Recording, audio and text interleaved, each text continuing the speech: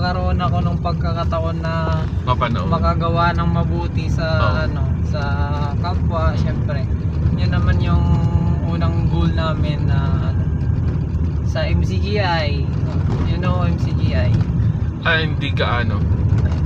Yun yung goal namin na Oo. gumawa ng mabuti sa lahat. Very good. Yun Kasi po. para ang blessings. Opo.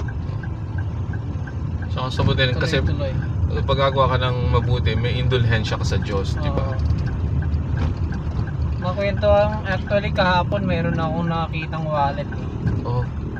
Nandito na dyan lang sa ano. Buti ako Sa daan. nakakuha. Oo, Oo. dito sa daan. Nakita ko wallet, tapos pag May tingin laman. ko may laman 6,400. Wow.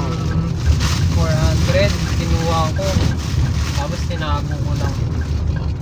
Hindi, walang... Umuwi ako sa bahay. Tapos bumalik ako mga after 30 minutes. Sabi ko baka nandun na yung ano, yung Naghahanap, oo. Diyan.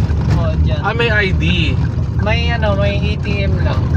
Tapos may Tapos pangalan. in-search ko sa ano, sa Facebook, hindi ko makita. Oo. Tapos nang baka sakali ako, sabi ko bumalik ako, baka magpaikot-ikot yun doon. Yun.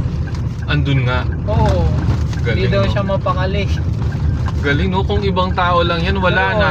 Wala. Kung ibang tao yun, Totoo ka goodbye dyan. na yun.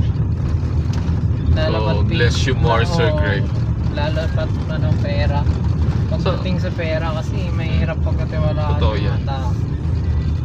So, bye for now, guys. And guys, marami pa kaming gustong pagkwento, kaya lang limited time, ha? Bye! Thank you for watching. Godspeed.